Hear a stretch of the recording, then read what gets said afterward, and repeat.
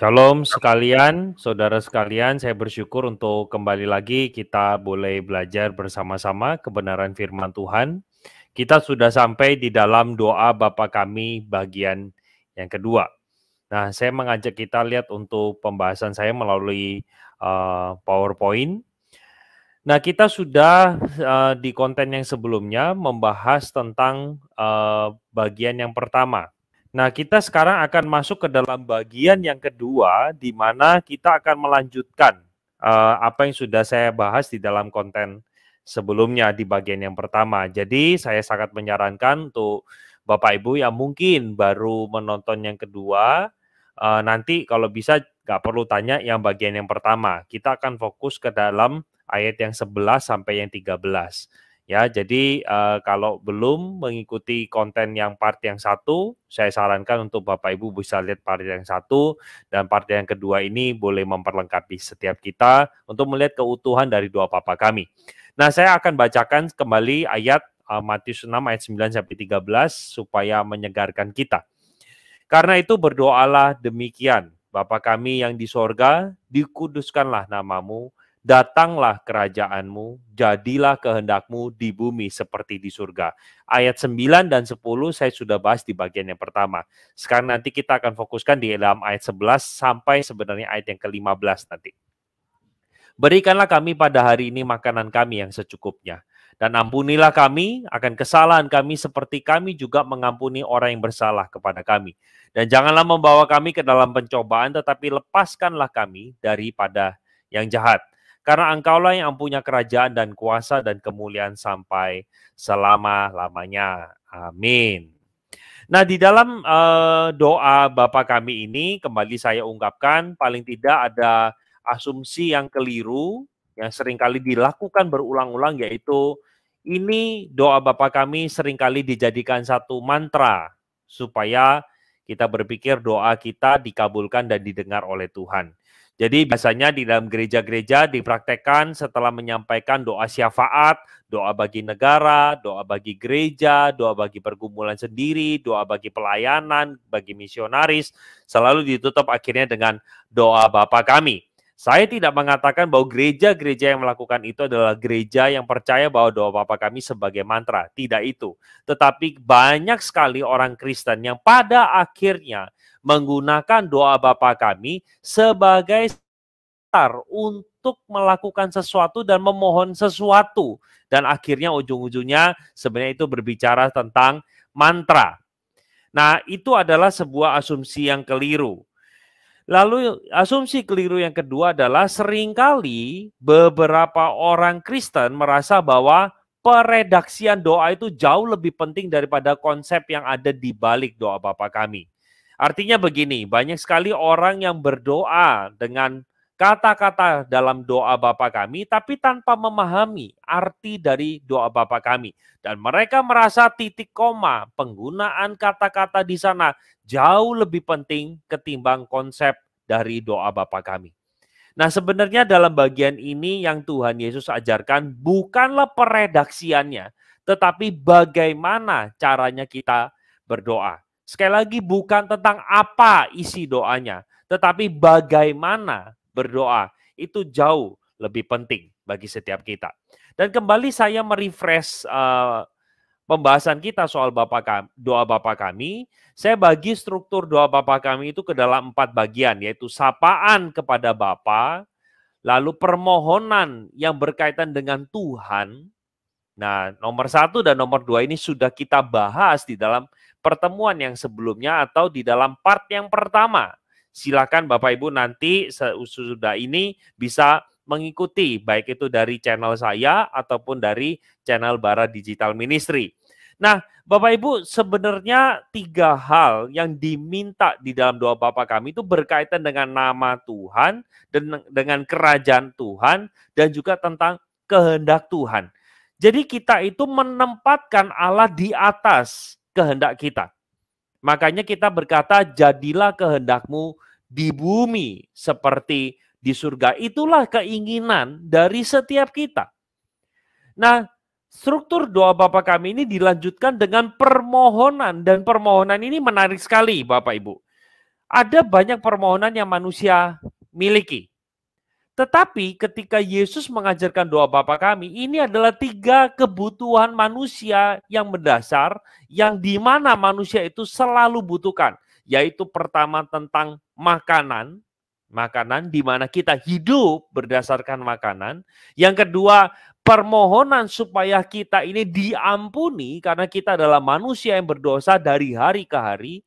Dan yang ketiga, kita ini tidak pernah lepas dari segala macam ujian dan pencobaan. 3 doa ini merupakan permohonan yang tidak pernah bisa kita elakkan dan senantiasa menjadi bagian dari hari ke hari. Dan yang keempat terakhir adalah pujian kepada Allah. Engkaulah yang punya kerajaan dan kuasa dan kemuliaan sampai selama-lamanya. Doa ini ditutup dengan satu alasan kenapa kita berdoa. Tujuannya jelas dan kita nanti akan mengarah kepada ayat 13b. Sekarang kita masuk ke dalam ayat, berikanlah kami pada hari ini makanan kami yang secukupnya. Nah, Bapak Ibu saya harus katakan terjemahan yang biasa kita hafalkan ini, LAI atau terjemahan baru, memberikan terjemahan yang kurang tepat rasanya. Bisa lihat di dalam gambar yang saya tampilkan ini sengaja menunjukkan bahwa give us this day our daily bread. Nah, ini konsisten dengan beberapa terjemahan yang dipakai. Jadi kalau mau diterjemahkan dalam bahasa Indonesia maka artinya ini, berikanlah kepada kami hari ini roti kami sehari-hari. Bukan secukupnya, kata secukupnya tidak muncul sebenarnya di dalam bahasa aslinya bahkan.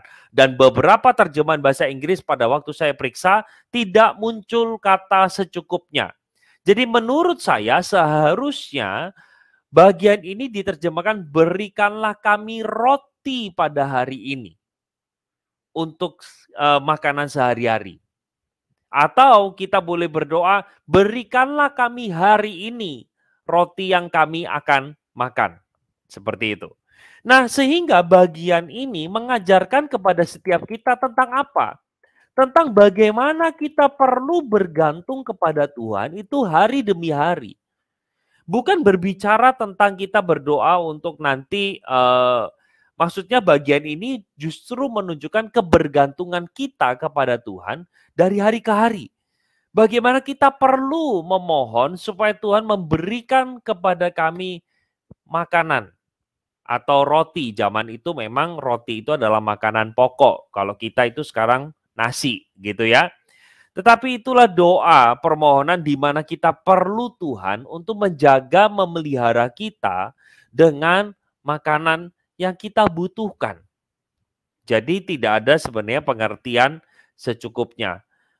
Jadi kita hari ke hari, our daily life, kita perlu berdoa memohon akan kebutuhan dasar kita yaitu tentang pangan.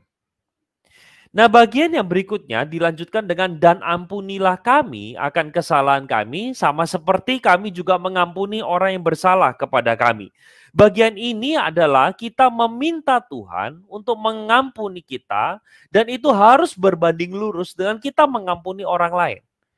Perhatikan di bagian ini Yesus sengaja memakai satu perbandingan. Ampunilah kami akan kesalahan kami. Perbandingannya adalah apa? Seperti kami juga mengampuni orang yang bersalah kepada kami. Bagian ini ingin mengatakan bahwa kita ini tidak pernah tidak melakukan kesalahan kepada Tuhan. Demikian halnya dengan orang sesama kita. Juga melakukan kesalahan hari ke hari mungkin. Itu sebabnya pada waktu kita berdoa, Tuhan ampunilah saya. Nah, kita itu diingatkan juga bagaimana ketika Tuhan sudah ampuni saya, itu yang mendorong kita untuk bisa mengampuni orang yang bersalah kepada setiap kita. Dan sehingga saya mau katakan dengan pengampunan Tuhan, maka kita mampu mengampuni orang yang bersalah kepada setiap kita. Atau kesalahan orang lain. Bisa itu keluarga kita kah? Ya, atau sanak famili kita, sahabat kita bahkan, ataupun orang lain di luar kerabat dan sahabat atau teman kita. Ketika mereka melakukan kesalahan, Tuhan menginginkan setiap kita untuk bisa mengampuni seperti Tuhan mengampuni setiap kita. Nah, yang terakhir adalah pengampunan terhadap sesama adalah bukti kita itu sebagai anak Tuhan. Hah, maksudnya apa? Oke, untuk menjelaskan poin yang ketiga, saya ajak kita untuk melihat ayat yang agak sedikit ganjil sebenarnya. Di dalam ayat 14 dan 15 dikatakan karena, jadi ini setelah ayat 13 ya, engkaulah yang punya kerajaan dan kuasa dan kemuliaan sampai selama-lamanya, amin. Ayat 14 dilanjutkan dengan kalimat, karena jikalau kamu mengampuni kesalahan orang, Bapamu yang di surga akan kamu mengampuni kamu juga.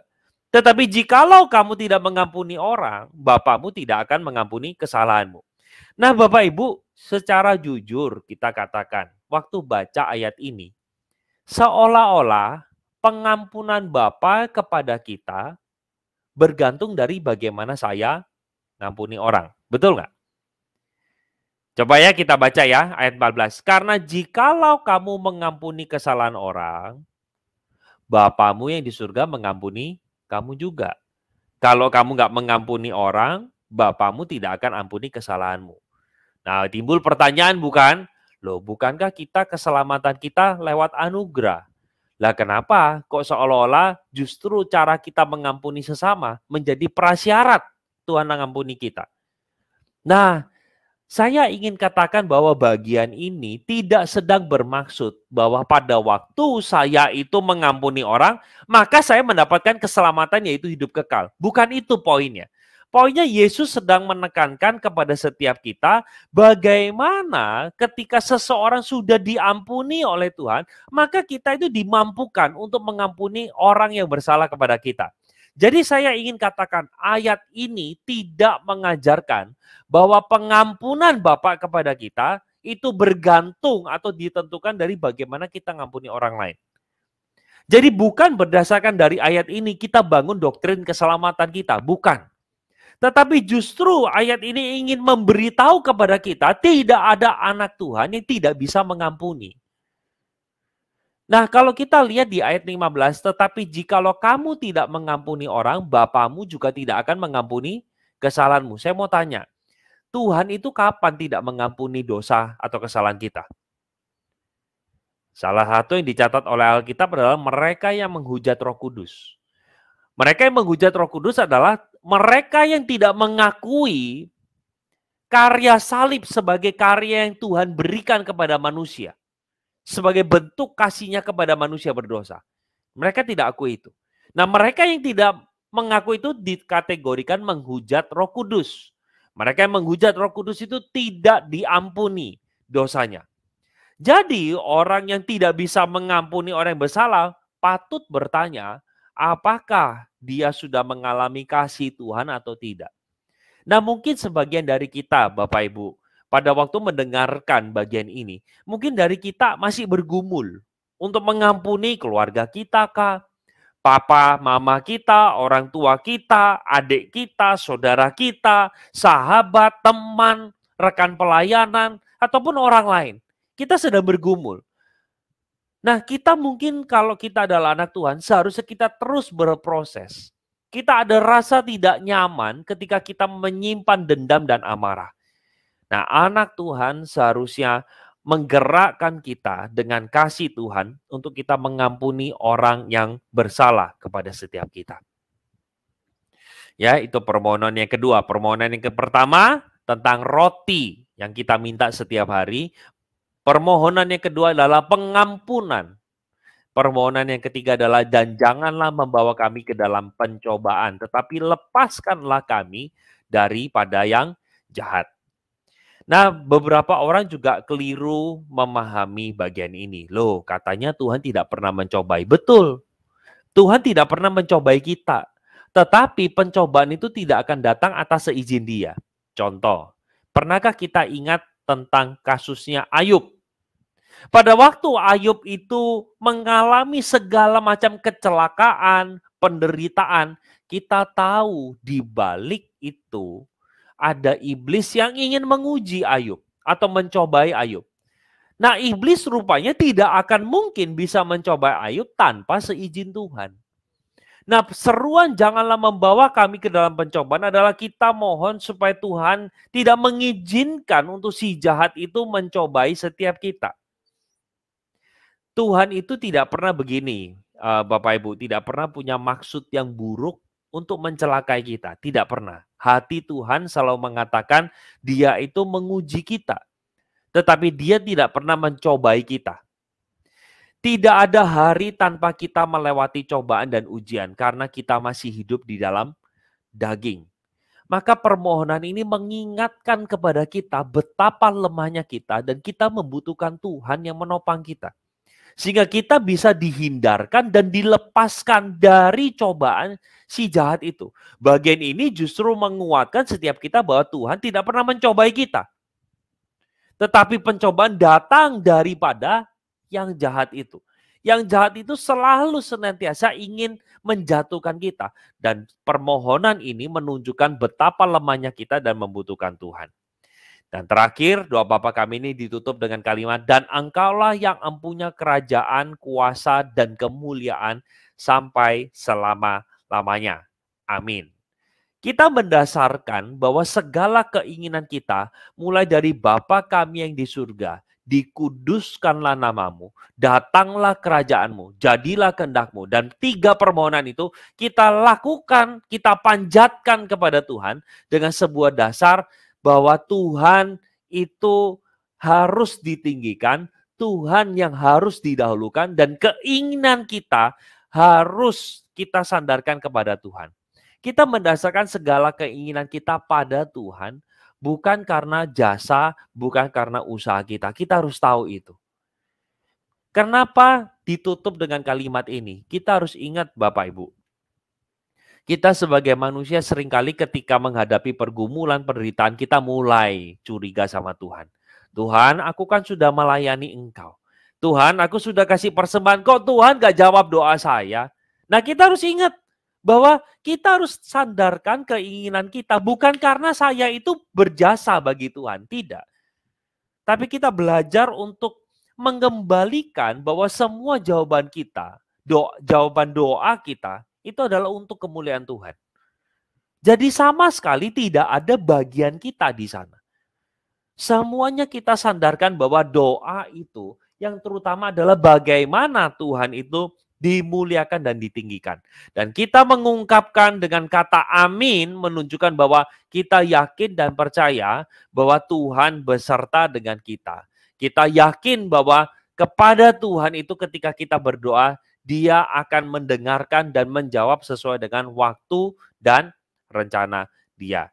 Jadi kita dengan kata amin, kita mengungkapkan keyakinan kita kepada Tuhan kita. Bahwa Dia pasti kasih yang terbaik. Semoga penjelasan saya dengan 2 bagian part 1 dan part 2 membantu kita memahami secara keseluruhan tentang doa Bapa kami. Paling tidak pada waktu kita berdoa Bapa kami yang di surga, sampai bagian yang terakhir ini kita sudah paham maknanya. Semoga ini konten boleh memberkati setiap kita.